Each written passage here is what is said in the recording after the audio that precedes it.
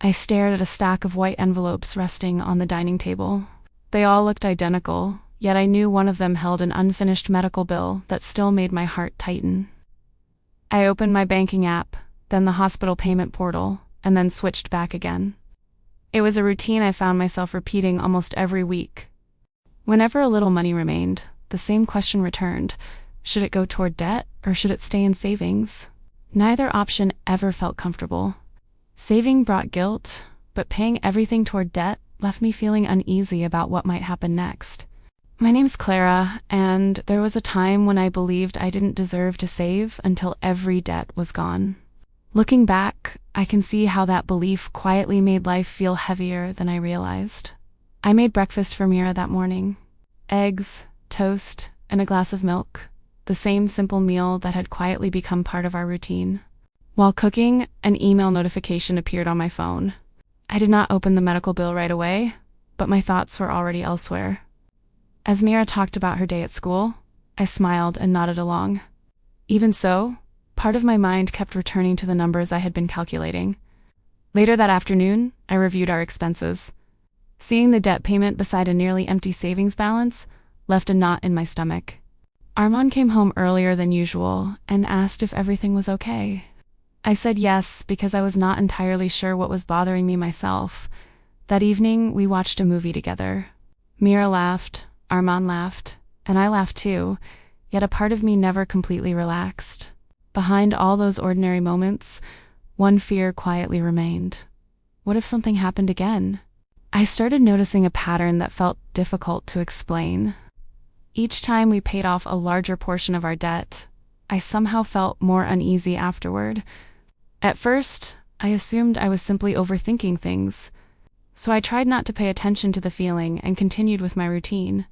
But the pattern kept showing up again and again. The less money remained in our account, the harder it became for me to fall asleep. One night, I woke up around 3 a.m. Nothing had disturbed the house, but my mind was already busy imagining what might happen next. Car repairs, doctor bills, and broken appliances kept cycling through my thoughts. The possibilities felt endless even in the quiet middle of the night. The strange part was that we were actually making progress. Our debt was shrinking and our spending was becoming more controlled, yet I did not feel safer. That was when I began asking myself a different question. Maybe the issue was not only about the debt itself.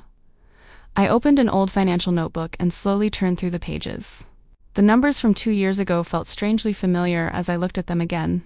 My thoughts returned to the hospital visit that changed so much for us. It affected more than our finances.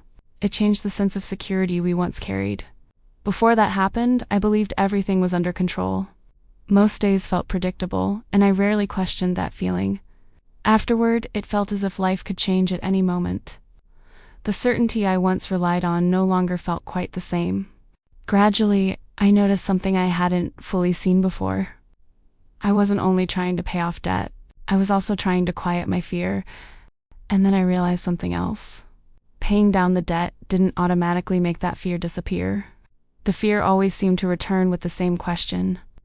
What if another emergency arrived before everything was finally finished? The following week moved through its usual rhythm. School, work, groceries, and dinner preparations filled the days much like they always had. From the outside, our life still seemed steady. Nothing about our routine suggested how much space these thoughts occupied in my mind. Yet every time the account balance became smaller, I felt tension settle into my chest. The numbers seemed to affect me more than I wanted to admit. I started putting off opening the banking app. I already knew the feeling that would arrive before I even looked at the screen. Arman still believed we were moving in the right direction. In truth, he wasn't wrong about that. The problem wasn't our strategy. The problem was that I had been living in survival mode for far too long, and I was beginning to feel tired of carrying that state of mind every day. The exhaustion was quiet, but it stayed with me. That afternoon, I was sorting through a drawer filled with old documents and receipts. It felt like an ordinary task, the kind I had done many times before. Nearby, Mira sat on the floor drawing quietly. The room carried the comfortable silence of an ordinary afternoon together. Then she noticed one of the hospital envelopes.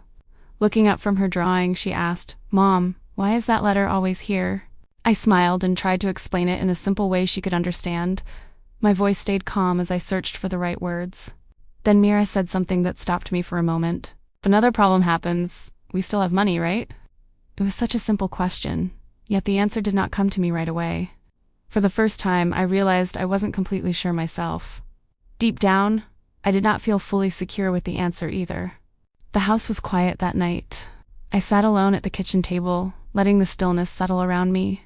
Sitting there, I finally admitted something I had been avoiding. The thought felt clearer once I stopped pushing it away. I realized the savings account was never there because we had failed. That wasn't the reason I kept thinking about it.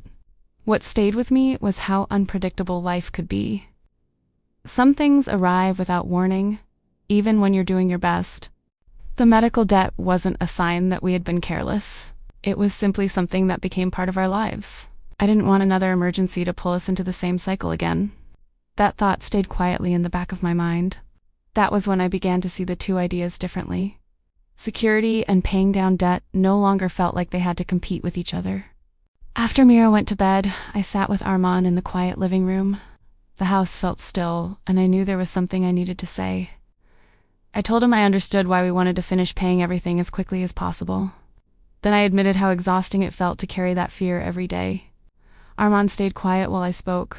He listened without interrupting, giving me space to finish every thought. After a moment, he answered quietly. He said he had assumed I was handling everything well all this time. I shook my head and told him that wasn't true. I had simply been trying to look stronger than I felt. For the first time, we talked about the fear itself. The conversation moved beyond numbers and payments. When the conversation ended, I felt lighter than I expected. That quiet exchange brought more relief than any debt payment had. The following month, we made a small decision together. It wasn't dramatic, but it felt different from the choices we had been making. We kept making payments toward the debt, but not every extra dollar was going there anymore. A small portion started going into an emergency fund. That new line in the budget quietly became part of our routine. The amount wasn't large. It didn't change our daily life in any noticeable way. Still, each time I saw the emergency fund balance grow a little, I felt myself breathe a bit easier. The change was small, but I noticed it. I started sleeping better at night. The constant tension felt a little quieter than before. For the first time in a long while, the future didn't feel quite as frightening. I looked ahead and felt a little less overwhelmed by what might come next. I used to believe security would only come after every problem was fully behind us. For a long time, I tied peace of mind to a future moment that had not arrived yet. Now I am learning that security often begins with small steps that create a little room to breathe. The feeling is quiet, but I notice it more than I expected. If you are still paying for the past while trying to build the future, I recognize that feeling. Sometimes those two responsibilities seem to sit side by side every day. Stories like this have been part of my journey, and sharing them feels meaningful to me. I am always grateful for the people who choose to follow along at Clara's family journal.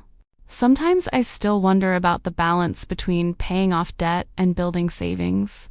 What has helped you find a sense of security while moving through that process?